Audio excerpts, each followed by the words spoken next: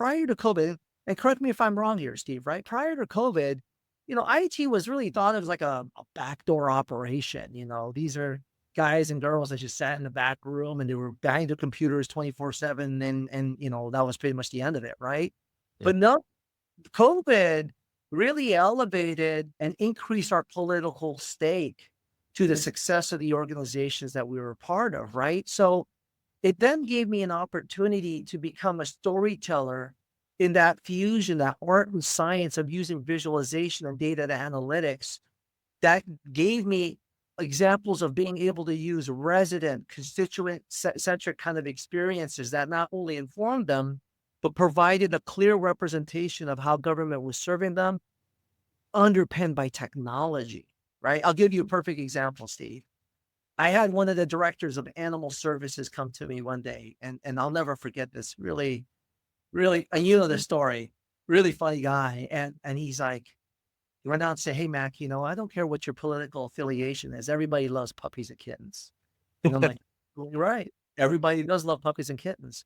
And I asked him, I said, "So, what bothers you? I mean, why are you doing the role that you're doing? What's your get?" He's like, euthanizations. He's like, our organization is known tragically across the nation as being a high kill shelter. And I said, okay.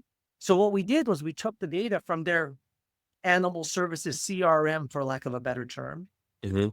And I could tell you, I was able to map an XY grid of the amount of euthanizations over time. In this case, it was 6 years, the amount of adoptions over time, also over that 6 year period.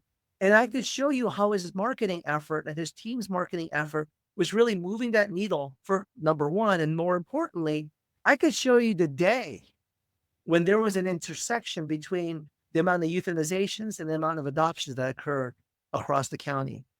And that was a big deal for this animal services director, to the point where we had media, we had news. It was a big celebration because finally he was fulfilling his mission Mhm. of being able to change the mindset of our county being a high kill shelter county across the nation.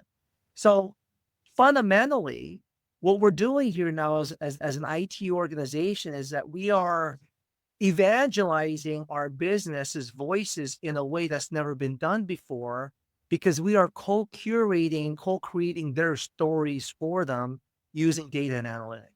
Yeah. No, and I think it's great. See, I think it once again, it comes back to something you said earlier, and it's about people feeling comfortable with that communication that they had with you. For him to be able to come to you with that challenge and you to be there and say, "Hey, what are you trying to solve for? What's your issue? Oh, we can actually solve this through data and through technology." Like you said, IT has become a lot more relevant and it's more to the forefront, which it needed to be